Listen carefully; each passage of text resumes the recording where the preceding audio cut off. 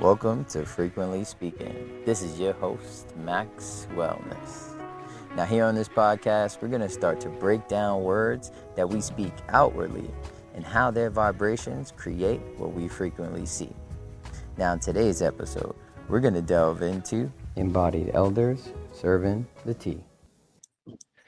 All right, thank you guys for tuning in to Frequently Speaking. We are here with the BK Bruja, aka Ginger, aka the Miss Lady from the southeast of the northwest, all directions.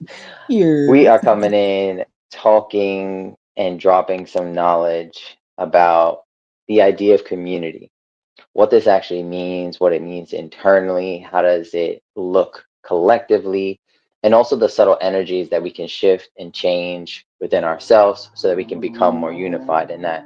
So I'm going to introduce Miss Ginger here just a little bit, and then I'm going to let her go into everything that she is and even more, because I still am exploring this wonderfulness that she is. We actually met through a class that we were taking outside of this, everything was super resonant, and she has a lot of work in what she does throughout her purpose, which is a lot of etherical, grounded, ancestral healing, really. And it's comes from this driven passion, and yes, it's the Aries most likely. It's like this passion that comes out of a standing in your purpose and not necessarily holding a healing aspect of this is a perpetual narrative that we're holding and something like that, but coming from a more empowered state of what is really real to truth and how you really gonna speak that. And I feel personally that's why I'm like, this is what's connected in my mind. That's where the BK come from. But it's like that Brooklyn energy of like, this is your spirit, this is your healing, like stand up in it. You don't have to be a victim, you don't have to be, thinking like, oh, my wounds. And that's the type of energy that she carries with her, and even in that, like, it is definitely healing, and it's so supporting just for this divine masculine here. So we wanted to bring this topic and this theme because we both have been picking up from the collective, but I'm also going to let her share a little bit more about what she's been doing, where she came from, where she's at right now, and where she's going.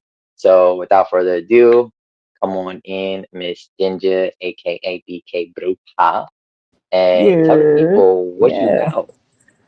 What's up? What's up? So I am the BK Bruja Labs. People know me as the BK Bruja. Some people call me Bruja, Ginger B. I have a lot of different aliases, but that just speaks to all the lifetimes I've had. So I would just say they're all overlapping in this lifetime, and I'm cool with it because each one embodies a part of different parts of myself. I'm a shaman, Akashic Records practitioner and reader, psychic medium. So, people be like, do you talk to dead people for a living? Yes, not in the way that you think. But yes, definitely, being able to interact with the spiritual realm and also being a physical person in the real world, right? Because we still live in a body and we're doing things in this lifetime. And so just knowing the spiritual journey has been following me, and I tried to run away from it. But, when you're this person who does this work for real, and it's not about the cloud or, oh, people know my name. No, I really want to help people heal because you can have heaven on earth. And it starts with embodying that, right? So as within, as without, so below, up above, all that stuff. I always never quote things the right way, but, as above, so below. But it's like within you start with that first. And so I think this is a timely conversation because of, one, astrology showing things. You got so many different modalities that are possessing energy that's showing up to let us know the world is evolving, right? The world is changing, and there are things that have to change with it. And we are part of that catalyst to do that work. So spot on with this conversation. So what I'm doing currently, what don't I have my hand in? Now, so you talked about the course that we met through. Doing a 12-week course, definitely learning about cryptocurrency investing and finances. And I think it's really important for entrepreneurs, especially as we move through these newer timelines and our economic structures are changing, right? Money is not going to be always the paper dollar. We're seeing that change in real time. And for anyone that doesn't have that knowledge or understand it, there's a possibility we're going to get lost. So being able to get that knowledge and educate myself so that I can now take that out to the community and share it. So that's one thing I'm doing. Helping faith-based organizations become established as non-for-profits, helping them maintain compliance and understanding how to utilize their non-for-profit status to really help the community in different ways. I'm also a reader. I do sessions with people, meditations, shadow work, cord cutting, going back into doing like past life regressions, Akashic Records. When you go into your records, that's a really, space where you can do generational healing, family healing, even things that may be plaguing you in this life right now that could be coming from energy you had from a past life that you just kept embodying and keep bringing with you. And so helping people to really release that and understand like some of your ailments in your body that's dis-ease. It's not always something when the doctors can't tell you what it is. It's sometimes energetically a disconnect somewhere, energetically something you're embodying or feeling that or a lived experience that you haven't processed those emotions and they just sit in the body and create physical ailments. And so, people always think, oh, let me go to the doctor because it's something I'm eating. And sometimes you're not thinking about energetically because we're always picking up and giving energy. But that's me in a nutshell, I would say. I don't want to talk too much. Yeah, no, I love it. I love it because this speaks to everything that we're going to be talking about today. It's kind of seeing that relationship from that outside world, like you said, is, as above, so below, and as within, as without. It's this relationship. And just like you said, like doctors can be practitioners, or I dare not call them healers, examiners of the physical realm, and the physical body. But that realization that, if we are only functioning out there and only functioning in that physical realm, then we're only speaking to that physical body. But it's like, where does that physical ailment or dis-ease manifest from? So I think now, just with our generation, with the time that, and I say generation in a sense of like generating times and where we're at right now, this new consciousness that's coming in and people that are receiving it on that subtle level, it is really asking us to go within and connect with source. Not to say, oh, I'm enlightened and I have this new state of being and I'm What do you transcendent mean? and You do 200 I'm hours of on. meditation on a rock with no noise, no nothing. Like that's part of it. I mean, Yeah, that's I mean, embodying I stuff, did that, but but that's cool. But what I'm saying is that aspect of how we think from, and this is going to go into the questions that I have for you, because you kind of touched on a little bit of everything that we did, and I'm starting to see this process of like, I want to broaden that spiral that's coming out, because it's we have a sense of thinking now that's like goal oriented. It's like, oh, I need to get from point A to point B, and then once I'm at point B, I get to point C, and then point C to point D, and we just keep going on, and we never think about that process. And that for me is like the somatic experience. It's shifting your mindset from a goal result or goal based thinking to a process based thinking, and allow ourselves to be with that process of how it comes out. But the only way that we can do that is if we slow down and we position ourselves and position our consciousness from inside, so that we can witness the world that we're experiencing. And just like you said, this dichotomy of those two, it's really looking at communing with that unified self, whether you want to call it God, you want to call it source, Allah, the Tao, whatever it is. But that spirit that is within, that is exactly what we're seeing out in the community. So I wanted to start off by actually asking you this question that I've been asking myself. But you said something earlier, and also I think we had a conversation like a few days ago that you mentioned something. And I was like, oh, that's that question that you've been asking. So like, there's other people that's out there that's wondering this, and the right. answer's And the there somewhere. consciousness that is like literally a catalyst that people are waking up. And I Hmm. feel like that was the whole reason of the rapture energy. That was like, everybody's like, oh, we're having this great rapture. Yeah. The rapture was to wake you up to this consciousness that you haven't been aware of Hmm. and you have been on autopilot on. So that Hmm. was that rapture energy to me. But yeah, keep going because I see where you're going with Yeah, that it's because, like that that lifting you alignment. out, and Mm-hmm. it's that Mm-hmm. picking you up. And this question is, it has to deal with something that is a little political, a little social, but I think personally it is much more spiritual than anything. And I wanted to know, I'm gonna just say it rawly. Do you think that you could have compassion for those in the world, whether you want to call them elites, you want to call them, the politicals, if you want to call them the Kabbalah, cabal, whatever you want to call them.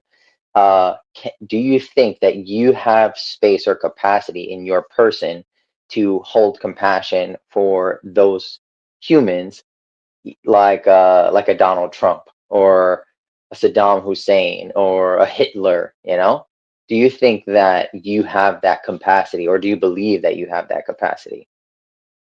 Boy, talk about straight up no chasers, like bang bang out the gate. Like, Nah, really? yeah, we straight shots. Everything neat over here. Nah, I No was just like, ice. okay, so what we're gonna talk about, we're gonna ease into. It's like, so do you have compassion for those who who are ruling the free world? Like, yeah, that's I would say, if you are operating from unconditional love and you really understand what unconditional love truly embodies, Mm-hmm. then you'd have to have compassion for everyone at some point in place, right? Because there's something about unconditional love that creates this desire and this path of exploring, where do we have this alignment, right? Where do we relate to one another, where it's like, oh, okay, I can understand you, you understand me, and then meeting people that motivate you to move in certain directions, right? And or not, right? Because you spoke a lot about, embodying the physical and not necessarily embodying the spiritual. And as you were talking, it just made me think about, like you said, that energy of a balance, right? Having that balance. And I think when it comes to these people who are a lead in cabal and all of these things that we talk about and that we know are being disclosed more and more every day, can you have compassion for people like that, right? Because Mm-hmm. at the end of the day, if they didn't come with some type of chaos, would you have grown? Would you be aware of what we're aware of now? Like, I Mm-hmm. think everything has a role, and it plays a role in how we develop as a society, as an earth school, Mm-hmm. embodying, the different lifetimes and timelines we've had. And I think in order for new things to show up, you can't, build on top of something that's already been there, that we already have had it's run its course, right? I mean, if you like spaghetti and meatballs, cool. But if you eat spaghetti and meatballs for 2 months, eventually you're going to get tired of it, right? You're going to want something else. Mm-hmm. And so with that, excuse me, wow, what I'm about to say. Mm-hmm. With that, Yeah.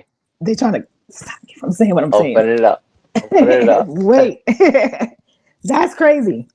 Drop it. Drop it. So it's funny how that happened.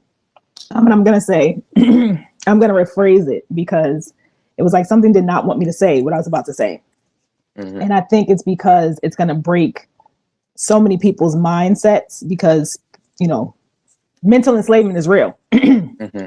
And for people to wake up and understand that it starts with what's in your mind, Mm-hmm. you can create your autonomy on the earth. Mm-hmm. But it really tried to stop me from saying it. It's like something really just tried to choke me up. And I'm like, oh, okay. But to have compassion for people that create chaos, think about the people in your life that you may have had, chaotic moments with. In that moment of whatever you were arguing about, in those present moments, it's like, yeah, we're so mad at each other, right? But then time passes and it becomes something that's a memory in your past. Mm-hmm. And the only thing that it is a memory. It's Mm-hmm. not something that you're going to embody again. Even if you met that person, I'm at the same place again, it's never going to embody the same exact experience you had the first time. Right. So when that being said, we have to understand present moments. Like when people are like, just focus on the present moment. That makes so much sense now that I've done work to like really embody that consciousness. Mm-hmm. But when you're living in spaces where you're institutionalized from a child all the way through in an education system that allows you to have imagination up to a certain point and then tries to like deter you from that, and really cultivate you into being a person who follows rules and follows society's Mm-hmm. norms, right? Where do you become free and being able to pursue your own And that's one of the amendments, right? In the Constitution is like the life and liberty, pursuit of happiness, right? Unalienable right to pursue what makes me happy, what makes me feel like I'm living life. And as long as it doesn't bother what you're doing, Max, in your house and what you're doing with your family, I can continue to pursue that freely. Mm-hmm. But then you have these people, like you said, this cabal, this energy of control and needing to quantify everything and needing to be able to explain the unexplainable. Right. I do kind of have compassion for you because, damn, you can't even see the other side of the balance of the things that do exist that are unexplainable, the supernatural that happens and happens often, right, and create spaces for people to live their divine purpose in this lifetime and live and embody heaven on earth now. Right. And what does that look 100%. Like for each person? Yes. Yes. And I'm so glad that you went into it with the depth that you did and went around it and kind of like captured it in this net, because it is very much that thing, you know. And I think this is something where people speak about, you know, community, and they speak about creating their community, and it's what I start to see is so much separation. You're creating more separation in trying to manifest this thing. And in that, that's not necessarily God. That's not unification. It's just a manifestation of another separation that you feel within yourself.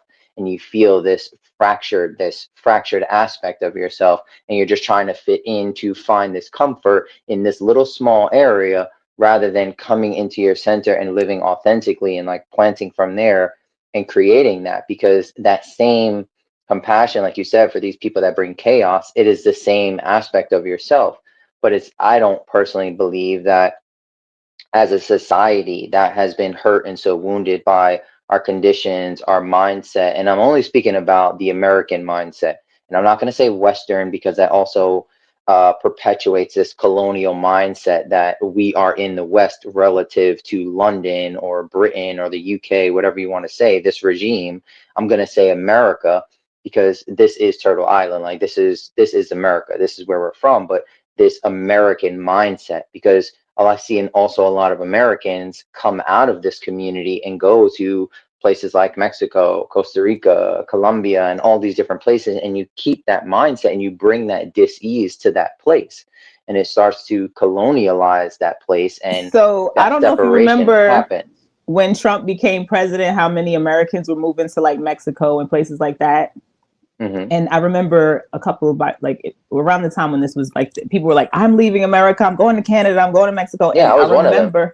I moved to Costa Rica for 3 years. Okay, so cool. But listen, okay, and I'm glad you said that, because I had read some articles about how in Mexico, the residents of Mexico were like, no, send them back, like deport them back to America, because Americans have a certain way of living and a lifestyle that they embody, that they wanted to continue living in Mexico, that Mexico's culture and what they're used to every day and how they move around wasn't conducive to what Americans were used to, right? And so here you come, and this goes back to, like you said, colonialism, right? Like this is present day.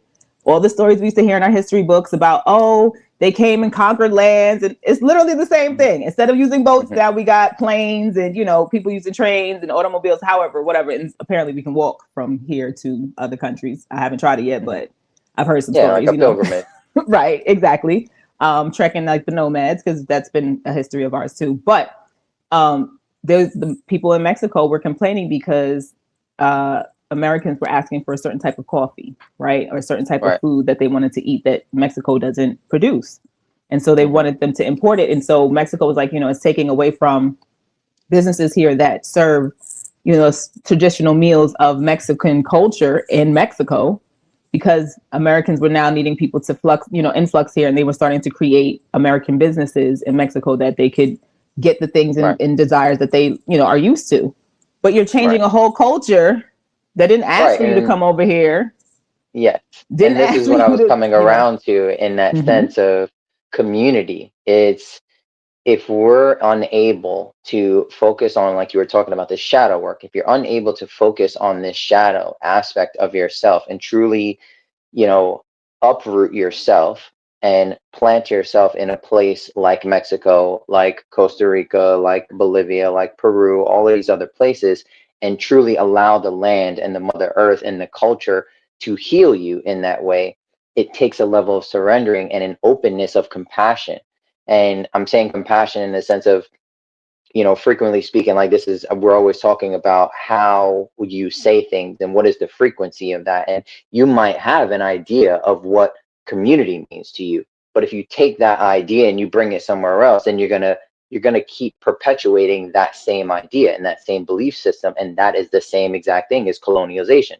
They believed one thing over here in this part of the world, came to America, and then pushed that belief on somebody else. So what makes you different, and this is the real aha, is that if you can't have compassion for a person like Donald Trump, for a person like Bill Gates or Bernie Madoff or whoever you think that you hate or you dislike or you are not like, or the world would be a better place without them, that is an aspect of you because you're perpetuating the same idea. You're doing the same colonialization thing without opening yourself, and in the sense of the definition of compassion, meaning be in suffering with, it's that release and that openness to something new. If you move to this other country or move to this other community, it's up to you to become one with it, not allow that, or not even allow, not force your narrative on that community and that But culture to that bend to goes back to your America. comfort. Yeah, but that goes back to Right. what America does. I mean, at the end of the day, America has gone into other countries. It's like, hey, I don't like the way your living room set up, right? Like, oh, Arabia, Israel or wherever you go. I don't want to get too political into this, but it's like anywhere that America has gone um, and basically invested, quote unquote, invested in. There's this Mhm. energy of changing the nationality and the culture of that place to make it more conducive, or like I said, quantifiable Mhm. to standards that America's used to, right? Right. And that goes It's back about to, comfort. right, but that comfort comes from needing ultimate total control. Right. But the And reality yeah, is, beautiful that you said that, because when mm-hmm, I think that's the part when we are lacking that compassion, this is always an invitation. When I always see somebody that I'm like, yo, like I want to knock your head off, like I want to reach into your chest and pull your soul out. I'm like, this is an invitation, because what is it inside of me that is trying to control this, that is trying to control this narrative and have comfort that I feel unsafe?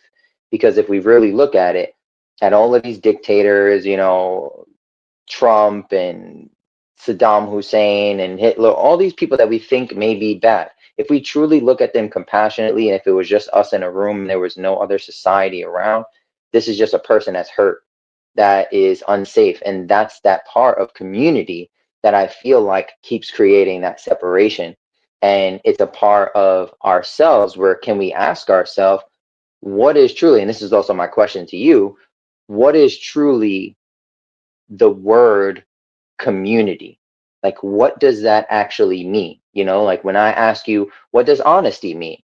You can say like, oh, it means, telling the truth every time. Or, when somebody says, does this look ugly? I be like, yeah, I'm radically honest, like whatever you're going to say.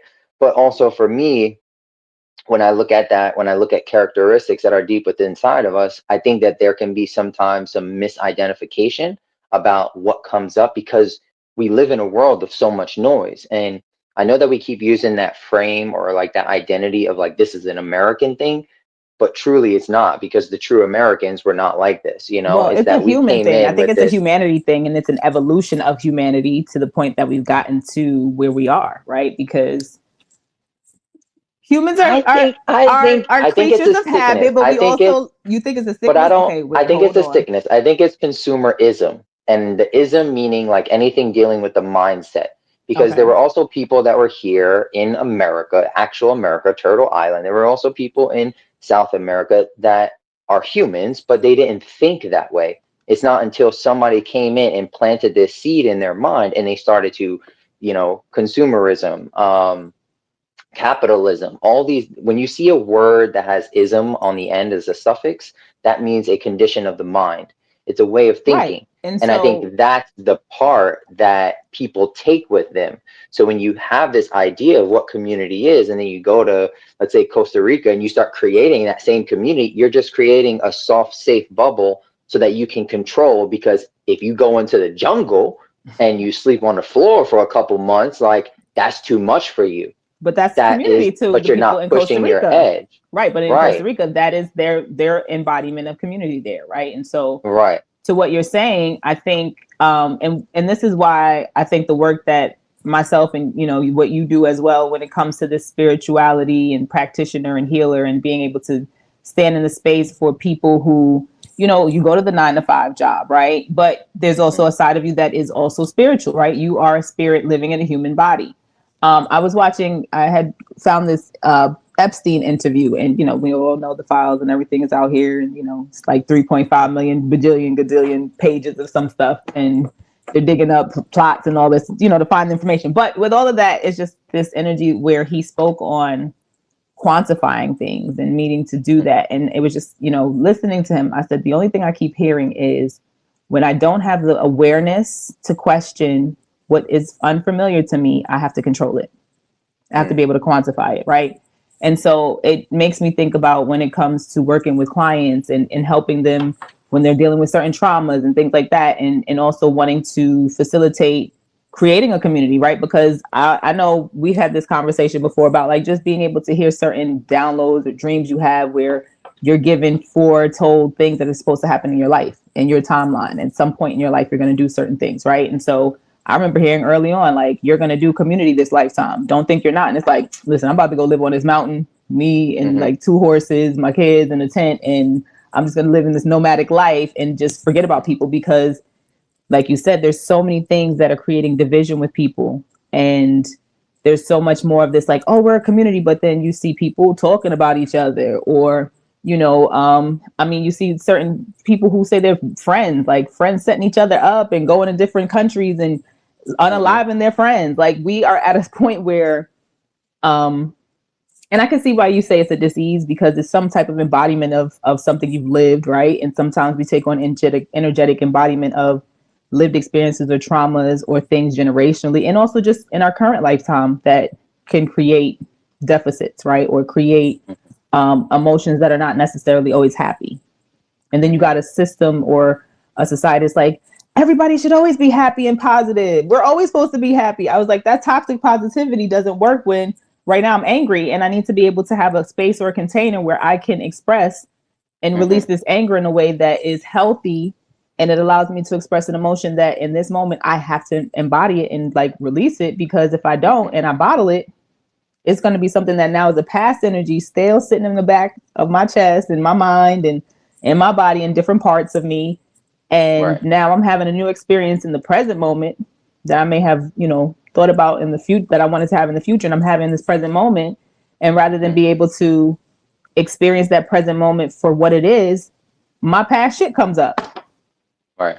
And now I'm recreating something that was from my past. But in this present moment, I have an opportunity to create such a different narrative, such a different experience.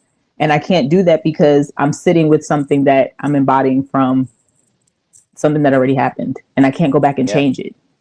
Yeah. Right. And so I think that just in that last part that you said, that is kind of that mindset that a lot of people have. And like you were saying about a lot of the work that we do, for me, I know personally, I'm an alchemist. Like that's all I'm going to show you. I'm going to show you how this process is, and we can observe what tools that you have to do that so that you can change that mindset thinking of, I can't change that, when you can. In a way, in somatics, right? Like somatics is dealing with the emotional body, the soma. And when you tap into that body, it's about being so I want to tie 2 things that you said. And you said this awareness of like that Epstein was talking about quantifying and stuff like that, that measuring, for people that don't know what quantifying is, it's basically like science. Like if I can't measure it and it's outside the measurement, then it doesn't exist. If I can measure it, then that's what it is, and that keeps us in the physical and how body. many of us think and operate from that every single day, but then they'll have something supernatural happen and can't explain that, but it happened. But you try to say like, and you won't even acknowledge that it happened. It's like, what? That didn't happen. It's like, now, on the inside, somewhere in your body, it's like, she lying. Why did you lie? Why did you tell that lie when you know that happened? it's that conversation that our spirit is having with us on that subtle level to speak us out of that mindset that we have, but in a sense of consumerism, in a sense of capitalism, in a sense of scientism, all of these things, when we're trying to quantify it, it's only going to keep us in that physical body. So in a somatic session, what we really do is create more vocabulary for you to have those conversations with that. I don't want to say intuition because that sounds a little bit too, Don't act it's like not etheric. the woo woo words, because the woo woo words are not going to be woo woo anymore. They're going to be Well, no, no, mainstream. no. It's not that. It's that I want to actually identify it for what it truly is, and Mm-hmm. because it's also the emotion as well. It's not only just your intuition, and there's a difference between the two. And I think it's more about just the subtle conversation that we can have with your mind, with your body, with your spirit, with the collective. And I think that sometimes is what people are doing when they create a community that's only for, soccer players, or only for trans, or only for melanated folks, or only for Mexicans, and you just create more separatism. And that is the separatism mindset when you create that separation. But just to speak to what you said about going back onto that mountain, right? Because I was definitely that dude, but I also found community there. I was staying with an indigenous family for a whole year on top of a mountain. I also stayed in a little house, in a little hut by myself for a whole year. So it's experiencing that dichotomy and that other side, so that you can feel what it feels like to be the other, and you can transmute and leverage that energy, because that mindset that people have is that when they feel that emotion come up, their natural instinct is to like push it down because I can't speak this language. So that language just goes down. And that's how we get diseases, of the pancreas, of the liver, all of these things that we practice in traditional Chinese medicine to give you out those, to speak those things. And like you said, acknowledgement is a huge one, because that acknowledgement is something. I was just having this conversation the other day with a really good friend of mine out in Costa Rica about, and this ties into that awareness that people are in this separatism mindset, or even like reductionism. You go to Karl Marx and all of these, it's a way of thinking, but this acknowledgement lives outside of that. And then there's also another aspect over here, which is presence. And I think personally, healing is presence, because it's like if you walk in, and this is an example for anybody that's listening, anybody that's watching this, take this as a practical thing. When you walk in your house, see how many things you are aware of. You're aware that you didn't sweep under that bookcase for, a couple months. You're aware that, you should be watering your plants. You're aware that you shouldn't, your books aren't organized. You're aware that you can be aware of a lot of things, but do we give it the actual presence that it needs to harmonize it? And I think that's the part of acknowledgement, is that when an emotion comes up, I can be aware that I'm angry or that I'm frustrated or whatever. But if I don't have the capability, if I believe that I'm powerless to express my anger, if I never went boxing, or I never punched somebody in the face before in a ring where it's like, it's a contained In other environment. words, healthy outlets to deal with those things, because a Yeah. lot of us, but then you got to think what you just said to that. And I'm just going to say, as you were speaking, there'll be some downloads that come through and certain things, but as you were speaking to, and I don't want you to lose your point. So just make Hmm. sure you're holding where I you're got at. it. But I'm on. you just said something to that need to like be able to have that space to deal with that emotion and be able to do Hmm. it in a way that is safe, and it is an environment that holds space for you to do that, right? So boxing is one of them, right? Or karate or self-defense, whatever you end up Hmm. learning. Even with people who had like situations when you were a kid and you got bullied, right? Hmm. You become an adult, that 7-year-old you that got bullied is still within you, right? That energy still is embodied within you. And so when you show And up it's as trying this to protect itself. 37-year-old man, Hmm.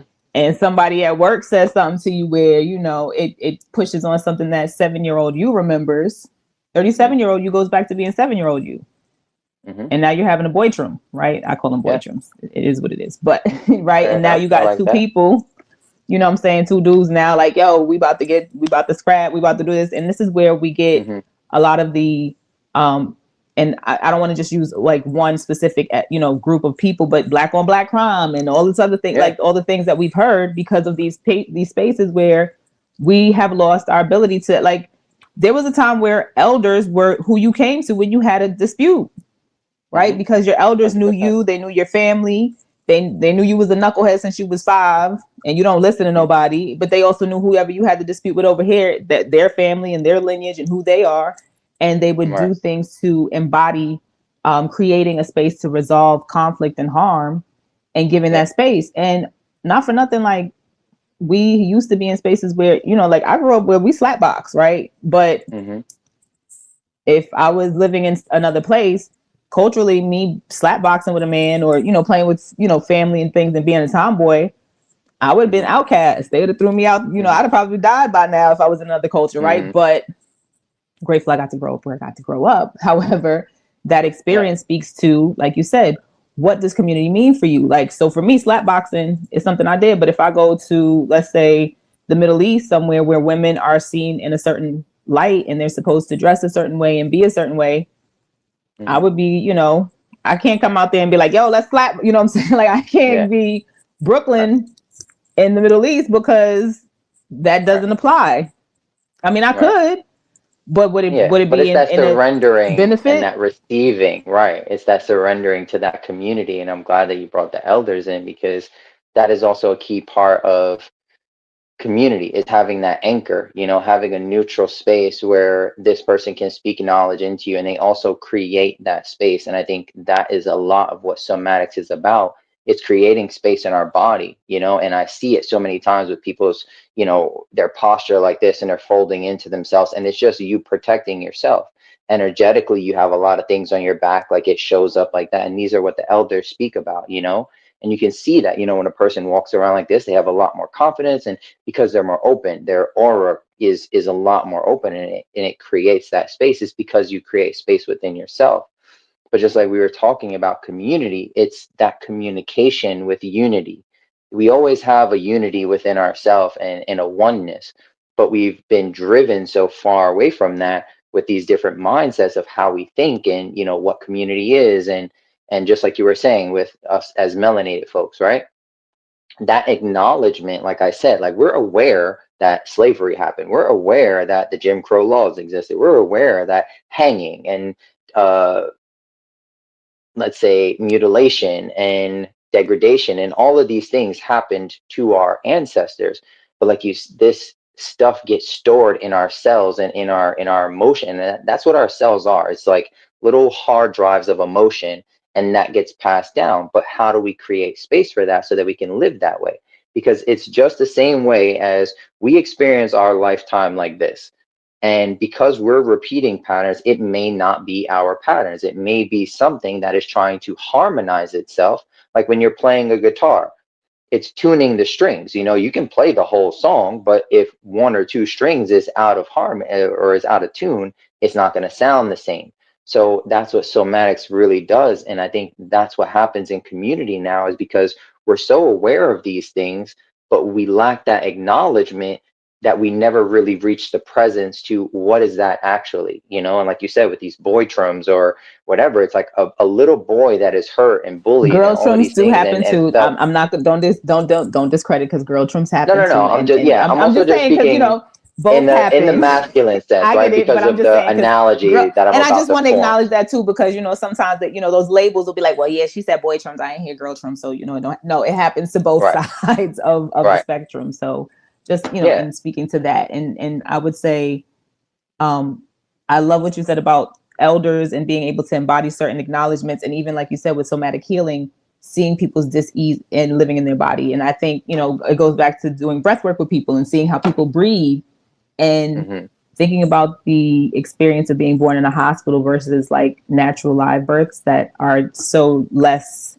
medically infringed upon. Right. And just the things that happen, and just how they like wake the baby up and all that. And so it's like your first encounters of breathing even sometimes will embody a dis-ease or disconnect. And so what I wanted to say to what you were saying about our cells, these mini cells that within us that are showing up, and this ties into what the topic is, and embodying the elders, the spiritual T as the embodied elders. And it goes back to the generations of ancestors, right? You have 7 on your father's side and 7 on your mother's side. And DNA wise, you guys share an energetic bloodline, right? We talk about bloodlines, but within that, there's strains of DNA that are energetic, like you said, little cells that have knowledge and information that are within your DNA line. So that's why if you go to, like, you meet a family and all of a sudden you see the mother, the grandmother, the daughter, everybody's been a nurse. It's like, well, how did y'all become nurses? It's like, oh, I don't know. I just wanted to become a nurse. No, DNA wise and generationally wise, that bloodline have always been nurses or nurturers. And that has been the theme throughout their lifetimes. And that just goes through each generation. So the same way you can have embodiments of like certain aspects of work, certain ways we deal with conflict, come down a generational line. Right. And then we have environmental and socially. Right.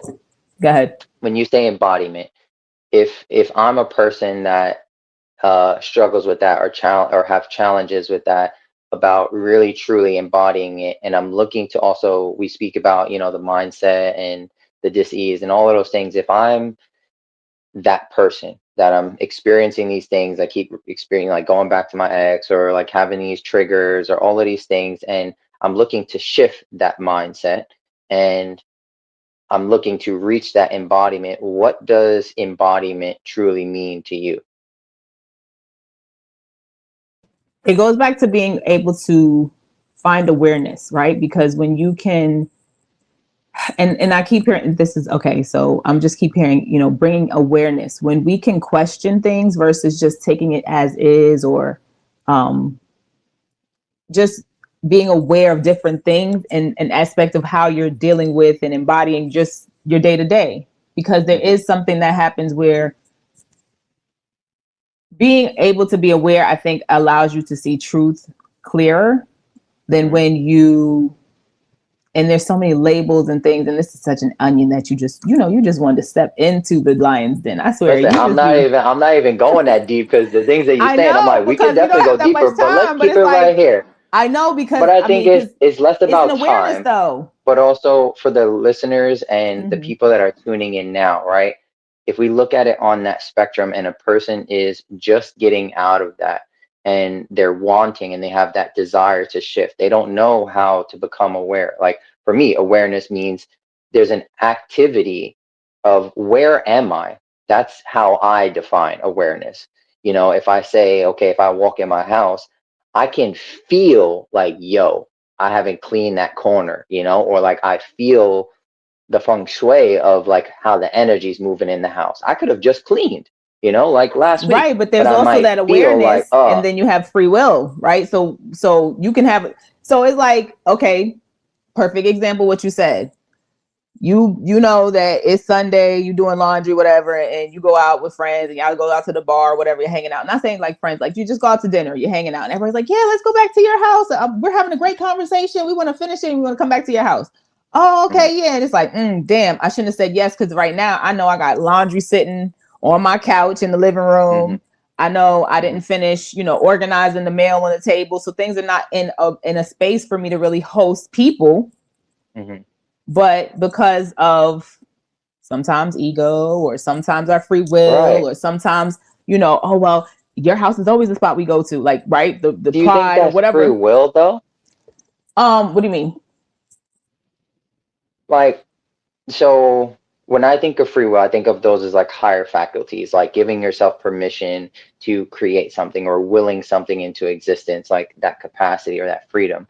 What I hear what you're saying is like, most times when I walk into somebody's house and they're like, oh, don't mind this, or oh, that's a mess, and there is that awareness of it, but then there's that lack of presence, that I feel is like, I hear the same conversations when somebody comes into a session and we go deeper into, into their body, into their past, into certain things that are living presently, and they're like, oh yeah, and then they kind of like shy away from it. So I think that is kind of what's speaking to this person, that if I don't feel allowed or safe or secure in my own body, then I can't even reach embodiment. So you are kind of like powerless to have that free will, because now you're just speaking those things of like, oh, you know, like, don't mind this, or oh, my house is a mess. And it's like, that's not really acknowledging it, you know? If I But really that's still a felt free will choice, okay, because you have the awareness of it. You are aware that you right. had laundry on your table and all this stuff wasn't done. So you could have said, So I actually, think it's guys, you that know free what? will It's to a free will to make shift a to giving it decision to say presence, to yes or say, no. hey, Yeah.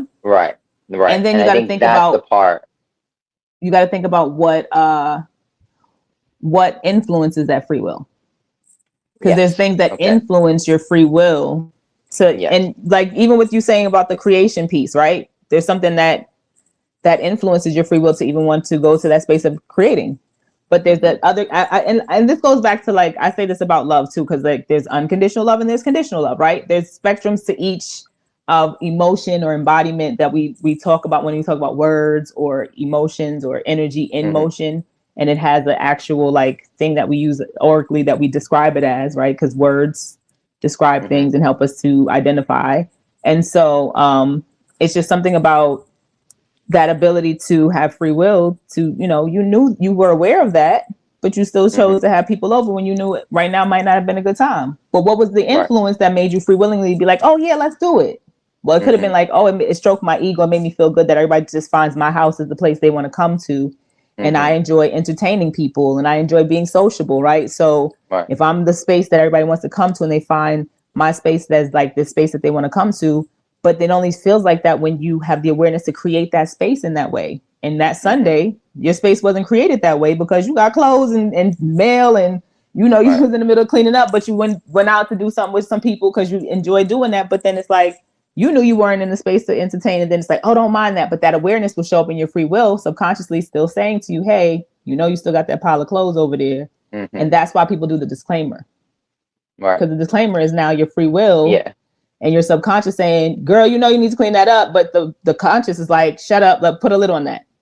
Like Right. literally having And that that's the internal battle. confusing part. That's the confusing part for me, is that separation that we have, is that we can normally in our day to day, and for me, that shows up as integrity. Like, if I'm a person that is like, I 100%, you know, identify or subscribe to being integral, because the same things I'm doing behind the scenes, the same thing I'm gonna do in front of your face. You know what I'm saying? Like, and that's how I'm gonna show up. And there's not gonna be no disclaimer. There's gonna be full acceptance because I have that acceptance. But So there's some what you people were that saying they is have that, integrity and they don't define it that way. Right? Their right, and definition this of is what I'm integrity may be saying, something totally different. that thought process of just what you were saying is, how have we been influenced? If you have, and let's come back a little bit to that sense of community, right? When you think of these elites, they are thinking of their community. They are thinking of their community thriving, their community surviving. We see it from the other side, but they are influencing us. We're not influencing them because we haven't stepped into that power. So there is those aspects of that identity of us giving our power away to these things to give to influence us. So when those people, But like you technically it said, is are all influencing your them as friends. well though, because you got to think about it. Even if you, so I always say this thing, and it goes back to something I learned in a space where accountability and integrity are huge, and like identifying and unpacking that. And something you just said is that, you know, we're influencing them, No, but no, they're influencing us. they're influencing us, but we're influencing them too. Because you got to think about it. What was so prominent about the civil rights movement, right? Hmm. That created a moment of compare and contrast, because you said a Hmm. dichotomy, and I call it the compare and contrast, because, you know, I like to break it down for those who be like, what, I can't understand, you know, words, right? But because we got to make sure we keep it, you know, in that balance, because I like to Hmm. keep both sides of both spectrums, because when you can break it down to a point of almost a 7-year-old understanding it, right, from that reasoning place, it makes it easier to digest it, and also help to build a new thought pattern or new Hmm. influence that can help you think differently and say, hey, wait a minute, you know, I've been doing this all my life, and this new Hmm. thought came in my mind that maybe if I do this instead, I might get a different result, Hmm. right? So those in power, we do influence them as well, because there's so many things happening right now Hmm. that we're aware, like with all the stuff going on with ICE, right? We got all these things happening. We have mayors and politicians, people who are supposedly in power, who right now are saying they don't have enough power to stop these agents from coming into their cities and states. But then they come in and something happens and it's devastating to that community. It shakes that community. But people are not taking certain actions to really push the needle, right? They're going through the systems of how we've been taught. Well, you go through putting a petition together and you get signatures and you do this and you go online. Like literally conditioning and being influenced that there's a process, there's a system, there's bureaucratic systems that are in place to do certain things. When the reality is back in the civil rights movement era, they had those same kind of systems and they were unfair. Mm-hmm. And these people organized, not, send out a message like we about to go protest tomorrow because this is unfair. And that's the key, though. They organized outside of that system. And this is what I'm starting to notice is that just like we were talking about that community, when you organize your own energy and you come from that space, I'm thinking of influence in the sense of like influenza. It's like a sickness, it's like if somebody's sick around me and they sneeze, like for me, I'm like, bro, like I'm good. Like I could shake your hand. I could be around sick little kids. Like I'm good because I trust in my immune system. I've been doing the things that are organizing outside of that system, so I don't function that way. Now, if you have somebody that is consistently worried and then you're gonna keep getting sick. You're gonna keep getting influenced. So that's what I mean by they're not really influenced by us because they're not you think Donald Trump is thinking about you all day, like all the negative shit you've been saying? But the me's all day that's sitting here are being influenced by the me all day, and they're making rules and regulations that benefit their community, and it doesn't benefit my community. It does technically. If I don't go and be like, go knock on Donald Trump's door, like, hey, I know you did this for your community, but it really f's up my what I got going on over here with my people and my gang. So I'm gonna need you to stop that. We're still influencing it because there's also no and I don't want to say go get up and get your pitchfork and go outside with your pitchfork and like they do in Shrek and all that, because that's also what people have been saying is like as they're protesting, they're realizing that you have people that are antagonizing them, that they almost want them to revolt. And people are aware of the feeling and the influence, trying to influence their free will to revolt, because if they revolt, they feel like, oh, if you do that, we already have in place, because that's one of the things ICE is worried about. Is us revolting. Control. Right. That's the control of the community. And when you don't have that unification in yourself to trust and have that sustainability that, okay, I'm going to organize outside of this. And when I say, let me clarify that. When I say that we're not influencing them, I'm saying that in the mindset. If a person over here is talking about politics, talking about Donald Trump, talking about ICE, talking about Osama bin Laden, whoever, it doesn't matter. You're holding on to that somatic experience. You're holding on to that anger. But you're also perpetuating the energy of other people who also hold that same vibration. And what happens when you put a energy kind of together in the same space? It does kind of vibrate a little bit of a higher frequency. It starts to bubble in that way, but you're maintaining that same frequency. When I'm frustrated or I'm angry, then I'm unifying in a protest to do all of these things, but you're just expressing yourself emotionally. When I go to other countries, people look at us and they look at me when I'm in there with them and they're like, why do y'all do that? Like, why do y'all, let's take, for example, Black Lives Matter, right? This whole movement, it was a container. And this is what I'm talking about in a sense of community. Community is a container, but we can all come to this space because it's Black Lives Matter. So we labeled this container so that we can all go in there and express our frustrations, but that hasn't changed much of anything. It hasn't changed the system because it was trying to penetrate that system. But in a sense of like the Black Panthers, right? They organized outside of that system. That's why there was so much energy to dismantle that, just like the same way it was with the Black home and the melanated home way back when, is because when you dismantle that container, now the melanated folks don't have a community and a container to value family, to value togetherness, to be unified as one, because there is power in that.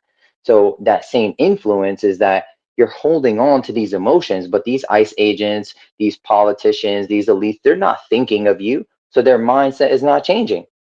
they're going to keep pushing that narrative, and we're just here creating these false communities, which is just more separation and is perpetuating that.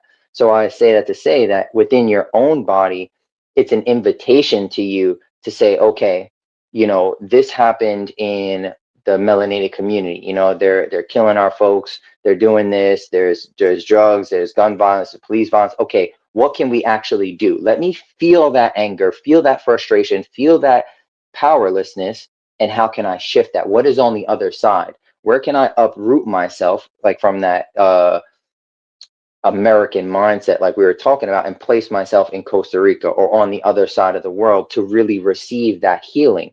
Where do I give that presence to what is on the outside of that influence and say, okay, actually, what our people need is organization. Actually, what our people need is actually freedom rights. We need to learn the law. We need to learn how we can claim back our Second Amendment rights of bearing arms. And once we start doing that, then those things will actually be influenced, because then they become powerless. They can't take away those things from you because you have learned. And it's not just about, like you were saying, with this trigger, right? Like somebody says something to you, or that little boy trum or girl trum comes out. That's not personally me. That doesn't really have room, or is not really effective in a community when we're trying to create a community, because it's only perpetuating that conflict. And yes, conflict can lead to growth and all of those other things, but to have a sustainable community that lasts throughout time, like generations, that's again coming back to the elders, is that they, like, you rarely ever see an elder like flare up and be like, oh, don't you be fucking doing that. They might come at you and be like, No, don't be because running in a now, house or no, whatever. because now you got grandmothers that want to sit on their porch and read a magazine, but because of gentrification and neighborhoods changing, I saw a video. It was a YouTube video or a TikTok, one of them, and the lady's sitting on her porch reading her magazine, and all you hear is pop, pop, pop, and you see these kids running from across the way over the gate, jumping over the gate, coming towards where she's at, and she's like jumping up to run in her house. Right? We don't even have our community space where we even understood the circle of life. Speaking of which, I just seen The Lion King on Broadway. By the way, it is amazing. I don't know why I waited so long to see it on Broadway, but it's just one of the best ones. If you go to New York and you can go to see Lion King on Broadway. And listen, they owe me right now. They're gonna owe me some sponsorships later. But anyway, just to say that circle of life energy is needed to understand and remember that. And so I like something that you said, and you said something about unity within the community. It has to start within, right? If you can't even be honest with yourself about what you're aware of, what you're allowing to influence your awareness to either stand in accountability or not, stand in integrity or not, whether someone is calling you out in it, or if you're in the dark by yourself and you don't think nobody can see you other than Jesus and your ancestors and whatever souls and spirits that are supernaturally around you, even though if you are in a space where most people think logically, like that doesn't exist. Okay. So whatever a person believes, if you like it, I love it for you. But, I just know some things that are different. And, I got receipts, books, and, research and scientific stuff, even, if you need that tangible ability to like see it.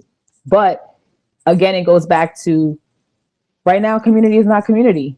And I think that awareness to understand and acknowledge, we have gotten away from what a community is really to embody and what it looks like. And the definition of community is a really a false sense of community. Like we speak about it. And I'm big on, if I'm going to talk it, I'm going to walk it.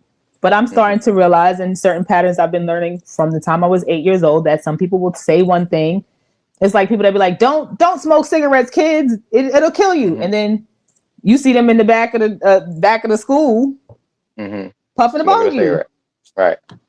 And that that tripped me out, because it was like this teacher telling me, yeah, he does all these things and he's athletic and he's a gym teacher. And I thought he was just so cute and, oh, he's so athletic and physical. And he's like, yeah, never smoke cigarettes and don't do this. And I'm like, yeah, I'm, like, this is great. And, I found something that I felt like I resonated with him. And it's like, yeah, I think about what he's doing and I want to embody that same kind of mindset so I can live long.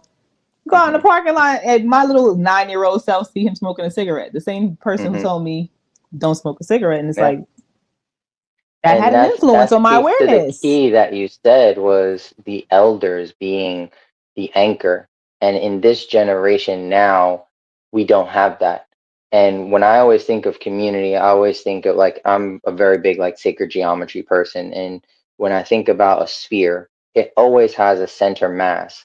And that is the anchor point, you know, whether we're having a conversation, whether we're starting a movement, whether I'm starting a business, like what is the intentional anchor? And I think that is also another invitation for ourselves is if you feel challenged or you feel like it's difficult to, if this is your heart space, right? And this is the center of your sphere, and you feel like you're always up here and you're always on the outside, you're always protecting, and you really can't just like settle out of the noise and come into there, that is the question for yourself is like, how do I commune with that unity within? How do I come into my center and put an anchor? And if you're a tangible person, like name it, you know, name it. What is it? Is it honesty? Is it integrity? Is it creativity? Is it movement? Is it whatever? But allow yourself that, how can I put that together? Find that embodied elder within yourself in a way. And if we don't have that in our community and we're seeing that we don't have it, become Embody the that. elders in the current space. Did you just say that, like embody the elders for the T in this lifetime? Oh, okay, because I'm just saying Precisely. the word play on what you just Yeah. said, and the title is just Yeah. Because if you above. have, if you, and this is what I mean in the sense of that dichotomy or that balance, that seeing without, see within. If I see that we don't have elders outside, I'm going to become that. If I step into a space, like I'll give you an example, right? I just started a new location for at this company, right? I stepped in exactly how I am and I'm moving in clarity. Now I'm noticing that the environment does not have clarity. Do I look at that and allow it to influence me and start to become unclear? No. I But don't you like to could be though. in But you confusion. I could though, could, but my because there's things that could be willpower does influencing not, you, right? But there's right, things that but could be my influencing willpower you, doesn't allow that because I know my anchor. And right? that's the part of, I'm not just aware that I'm being clear, like I'm saying exactly what I'm saying to you. Mm-hmm. But if you're starting to notice that the conversations you're having with people, they just do whatever the fuck they want, or you're speaking to a person and they're so charged that they're not really listening to you, that's the level of like presence that is reflecting the level of presence that you have. But So people, this is what I but if mean you're in not that sense aware of that it's a, community. but what if you're not aware that it's reflecting that, right? Because there's people walking around who are just going through their day to day and just trying to make it to get by for the next day, right? You can't Right. even And see this is that that. conversation. This is that conversation that Yes, now that you listen to this and you got to this point, you have the awareness. You now have the awareness to choose next time you step into a conversation or next time you step into a room or a space to say, oh, this ain't this. I can either say this is not really aligned with me and shift it and harmonize it, or just say I'm gonna keep being who I am because maybe you're the light that has to be in that dark room, you know? see, now you got to be careful though, because there's some people out here who have not done any shadow work and they still operate from that ego, and they're like, I'm gonna just be who I am and I'm gonna show up, and it's like, you about to get your ass beat, because I'm gonna need you For to those understand. people, y'all need to Right, be I'm gonna just say, give the reaching out disclaimer to on us. both. But that's the part. If you think that's your shadow work and you have trouble holding accountability to yourself and really owning that and drinking your own medicine and sipping your own tea to be like, oh, it's that person. That person's confusing. That person's a narcissist. That person is this, that. Sip that own tea and be like, ooh, actually, maybe I'm the narcissist. Ooh, actually, maybe I'm the confusing one. Ooh, maybe I'm the triggered one or the angry one. Take that first, see how it tastes in your body, sort that out, and then give it back out to that person. And that's how communities used to be run, you know, in a tribe. That's how we used to So function. something you just said, and I got this download just now because you said something, and I think that's another part of what is missing from communities and why our communities are kind of disconnected in the ways that they're trying to create that. Because although we don't want to create labels to um, separate and like create these different divisions of groups, it's kind of necessary in order for you to understand yourself in some ways, to group with those whose energy is in alignment to yours. And I say that Mm, with a grain of salt, because you still have to have and embody some discernment to understand what that looks like for you based on where you are in 100%. your journey, right? Because 100%. if you're And that's not a even deeper healed. conversation. Oh yeah, That's a deeper but due to conversation to time like fine constraints, tune it. Right, right? right, right. But due to time constraints, and I think, just to wrap this into the point of what we started talking about is like, what is community right now for the present moment? And I think the Mm-hmm. most important thing that I would want people to take away from this is to be aware that we don't have the community that we talk about. We do not embody it, and we don't walk it the way that we talk it. And I think when Mm-hmm. we can come to that awareness, and that's why they probably was trying to choke me up before, because to say these things is going to put, like, it's literally going to be like fireworks, pew pew pew pew, like people's brains is going to be like popcorn in a pot. It's going to start cooking, and people are starting to become conscious of this, because if you are not in that space and you're like, I'm gonna show up as me, but you showing up and you burning down the houses and tower moments, and you taking the Mm-hmm. dishes off the table with you and the tablecloth that they done set up this nice beautiful dinner, and you're creating Mm-hmm. chaos where you're going. Maybe that is part of what the community does have to get back to, is finding those spiritual people, those real healers, those people who do this work, not for clout, not for the Mm-hmm. bread, not for they know my name, but really are genuinely seeing that cultivating community does need a nurturing, balanced ability to even have space just held for you. Like someone that can just hold space from a non-egotistical place, no judgment, and go Mm-hmm. through showing you different modalities and techniques that create structures for you to start doing this work, and releasing certain energies, and transmuting certain energies, and incorporating certain things, and even just changing the direction of how you move in your day to day, to be Right. conscious and aware of where your free will is being influenced daily, to Mm-hmm. be out of alignment, right? To be out Mm-hmm. of sync with who you are and what your purpose is, or what you're passionate about, or what you want to create, or even just embodying some of the higher vibrational frequencies that are now coming back online and that are showing Yeah. up, because we are now preparing a space for those things to be embodied, where Mm-hmm. for some time now we've lost that. We've lost Yeah. that ability to do that and keep that balance. Um, Yeah. so if we And can I think be that's a huge accountable in that aspect way. of community. Right. That's a huge aspect of community when we can actually be honest with ourselves that, oh shit, like I'm actually putting that out. And now I can have this, like you said, this awareness of this person that is next to me, and reach out for help and say, oh, okay, you know what? Hey, this person, and allow myself to surrender, allow myself to slow down, and allow myself, and that's co-regulation.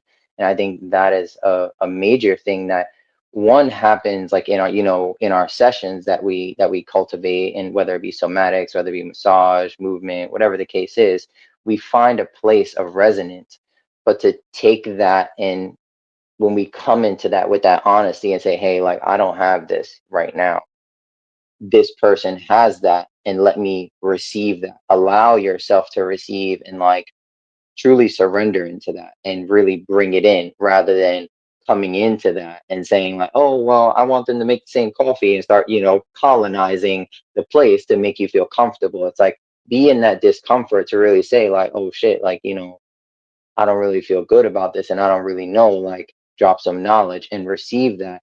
And I think that is that communal thing, is because when you get next to somebody that harmonizes you closer to finding yourself, then you can, I don't see it as separation. I see it as like solidarity. You like that little dot kind of like moves over here, and then you have a little connection, and then you show that to somebody else, because you start to influence the spaces that you walk into. And I feel like that starts to magnetize out into community, because as we all come together, like I can have all of my fingers that are separate, but as soon as I ball them into a fist, that's something different, because if we slap And boxing, that, it's and open there's something hand. in But here if we that start doing anchors me, this, right? it's a little different, right? And something you said, finding the anchor, right? Finding the anchor. So Yeah, there's that ability to find awareness, but then also finding what can be that grounding point for you. Because for you, even being for someone like, because I mean, there's, and think about it, like even those who are like so spiritual, there's spiritual psychosis that shows up for those people that don't embody their physical aspects of day to day. Like, oh, I'm just so spiritual, I just manifest money, but you ain't put no faith. You got faith in everything is money, love just and light. it's just gonna come to me. And it's like, but you ain't go outside and fill out a job application, because until it comes, you still got to pay these Right, bills and the lights are gonna get turned off. So let's not be delusional. right. Let's have some like discernment here and understand that there has to be a balance. And then you have those who don't want to do anything spiritually. And then that's like, you're constantly operating from physical ego, do. And y'all putting so much wear and tear on your body. It's like, I met 16-year-olds that look like they're 25 because they got a baby, they work in 2 jobs, they trying to graduate and get it's like, well, damn, why would you put that on yourself? But what they're being shown, what is being modeled in the communities that they're a part of, is this is the circle of their life, right? But that wasn't always the case. The life circle for certain people. And I think we have to think about like environmental influences. Yes. And I know you're saying, you know, we don't influence those who are in power, but we do in a way when we don't utilize our freedom and our autonomy to know I'm a free being and this is infringing upon my ability to look for the life and liberty and pursuit of happiness for myself and my community and my family. And so, yes, being a politician, you got to be able to be in a community space where you can now represent your community in the way that they talk in that community, right? Because politicians is a community itself. Everybody has pockets of communities. It's just, how do we find our way to be able to speak that language and be able to speak and advocate for your community, but also not infringe on someone else's power, but find a way to balance. And I think we've gotten away from that and have gotten more into this physical aspect of, I got to be able to tangibly quantify, hold power and energy and use people to push my mission so I could sit back and kick my feet up.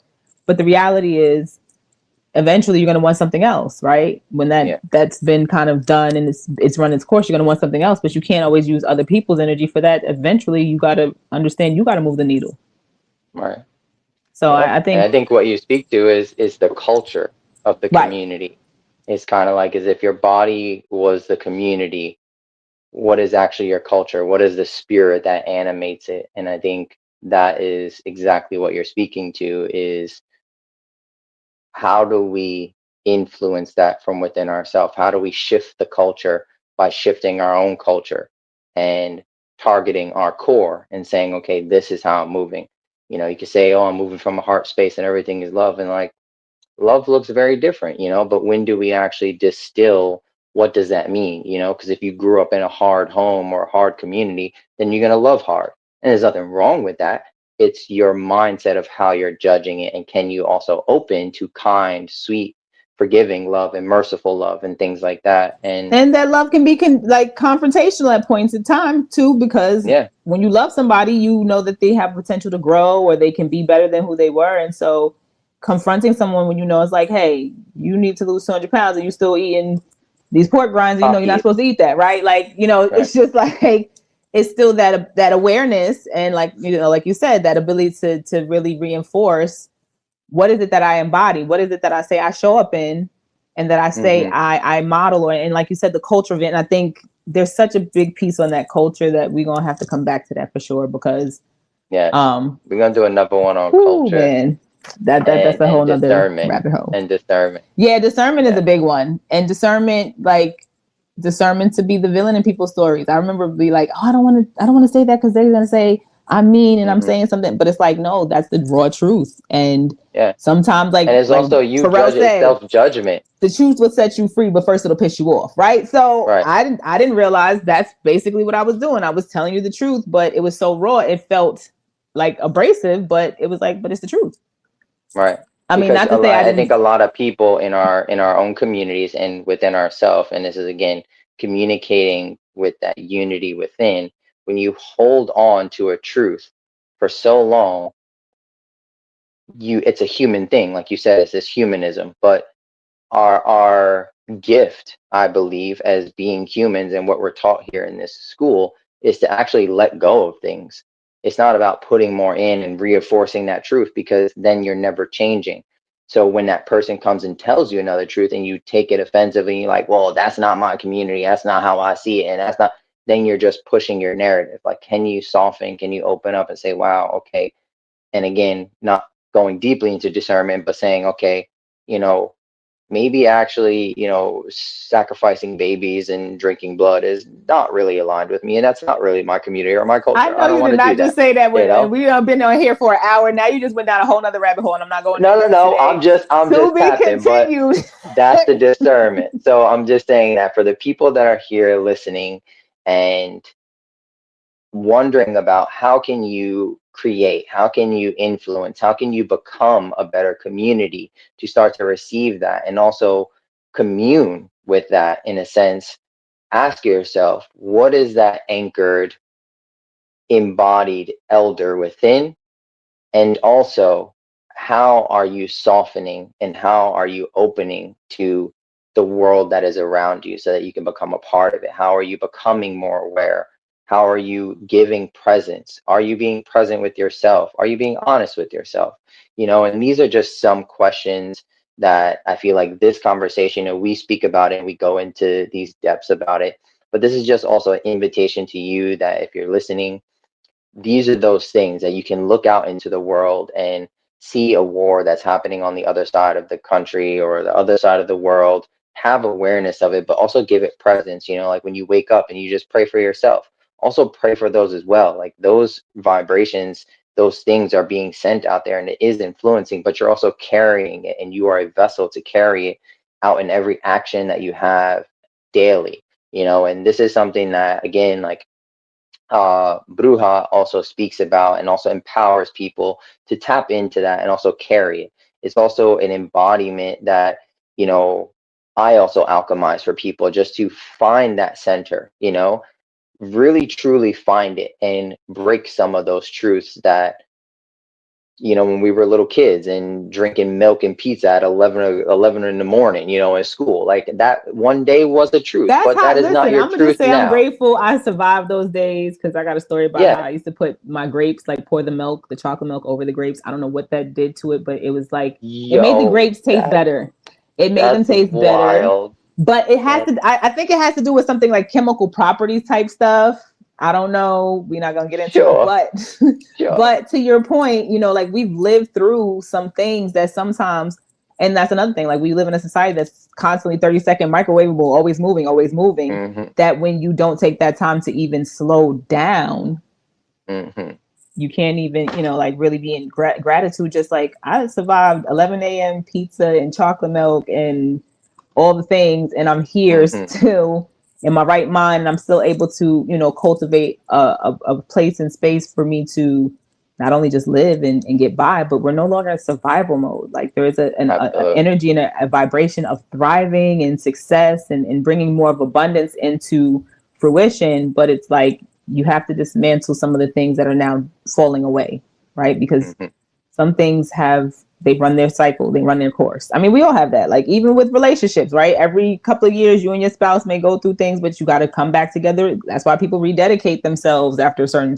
amount of time, right? Because mm-hmm, there's cycles that things go through, and so mm-hmm, it just goes back to that same framework of finding that place where, okay, the cycle has done its course. What next? And a mm-hmm. lot of times you can't even think about what's next because your past is still sitting with you presently, telling you Right, don't do that because last time you did that, you know, you almost died. We can't do that. Like right, what? If you don't go out here and speak publicly because you have something that will activate others and be a public speaker or whoever you are and show up in that embodiment and stand in that, then you're not able to help those that are looking for your frequency, your right. vibration, You're right? And blocking your so, own blessing. yep. And I And how think many of that us are speaks doing to, that? right. And I think that speaks to just claiming our power and what we actually wanted to talk about in this conversation, which was that unity. And it's also, it's your tea. It's your time, your energy, and your attention, you know? And sometimes you need to pour out your tea because you got sediment at the bottom. And you need to pour yourself another cup and allow God to pour into you, allow spirit to pour into you, allow your people to pour into you, and sip your own tea first before you give it to somebody else and out there in the world. So yeah, just with that being said, like I thank you, Ginger B, BK, Bruja, for tapping in. I thank all of you guys for listening and tuning in with us through all of this. And it is always my wish and always my prayer that you take these words that are on frequently speaking and the message that is here and allow it to sink into your own consciousness, your own depth, so that you can carry it into the world and you can start to become that influence and start to become that community that we speak of, and we start to walk in that embodiment and that purpose. So I just want to end things with, how can people reach you? How can people tap into the Akashic Records? How can they open up a Oh session with man, you? you know, I'm on social media. I do have Hipsy, so you can book readings there. I do office hours, usually Thursday, Fridays, and Saturdays. That's my way of connecting with the community through doing readings on there. So you can do recorded readings, you can do one-on-one live readings, and I also go live every so often just to kind of give an energy forecast for people to have like clip notes to deal with what's going on and just how we can, in an astrological way, also apply what's happening and just be aware of certain things. Right. And then I'm on Instagram, Facebook, the BK Bruja Laughs, TikTok. I do show, parts of my journey, and my social media is more so like just what I wanted to see or things that would be helpful when I was going through my spiritual journey and trying to run away from it, and just taking time and years of just, prolonging what I inevitably had to come back to anyway, and doing this work and being the one in my family, right? Because we talk about the black swan or the black sheep and that energy, and having to just accept, hey, that's who you are, accept that this is where you're embodying this, and how even just everything that you hear when you go through the checklist of black sheep becomes the one that saves the world. Okay, you were too loud, or you had too much energy, or all the things that you were told as a kid growing up, that having to go back and just saying, okay, that's what people were telling me, but that was their way of trying to keep me safe. And sometimes we play life safe, and that's all we're doing, just playing life safe. There's nothing outside of that you get, is that you're just playing it safe. So definitely reach out. I do meditations. I also have a clubhouse called Magic School, because my goal is to really make Magic School a real thing, for us, by us, FUBU. Like, think different world meets the Bill Cosby energy of, when they had the Cosby Show, but just like bringing that wholesomeness back, being able to just commune with our people, because yes, we're spiritual, but we also have sides of us that need to embody the human part, right? I'm not saying I'll go out and twerk everywhere, but yes, I do dance and have fun, but also there's a spiritual side to me as a shaman. And so even navigating, getting back to that life, right? Because being a shaman in different lifetimes meant something totally different. In this lifetime, apparently we got bills and we like nice things, and you don't live at the edge, and don't nobody come take care of you. You got to take care of everybody else. It's like, what about me? No, nobody. Right. Okay. So, but yes, find me on social media, and just thank you for having this space and, the dialogue, because I think, one, I can't believe that they tried to choke me up. I kind of want to go back and watch that again, like just to see when that entered, because that came out of the blue. Right. And it just makes me think about how we really have to be able to embody our voice and speak that truth. So, yeah, it's like being that thing come from inside out, and how we can have those physical constrictions come up. So yeah, if you guys resonated with this, if there was anything that you wanted to follow up or ask any questions, drop a comment. Don't forget to like, subscribe, do all the sharing, all the good things. And if you are looking to reach out and correspond with either myself or Ginger B, you can always drop a comment and we'll make sure it aligns. But I thank you guys for tuning in again. This was such a beautiful space. Thank you. May this space be closed with protection, light, love, compassion. May it radiate into all of our souls, so that may we become more one. May that we become more whole and walk that path. Ashe, ashe, ashe. If you like this episode and would like to explore more perspectives like this with me, as we get a bit more intimate and intricate look into our internal vibrations, be sure to tune in to next week's episode and subscribe for more. Until then, keep frequently speaking what you frequently see.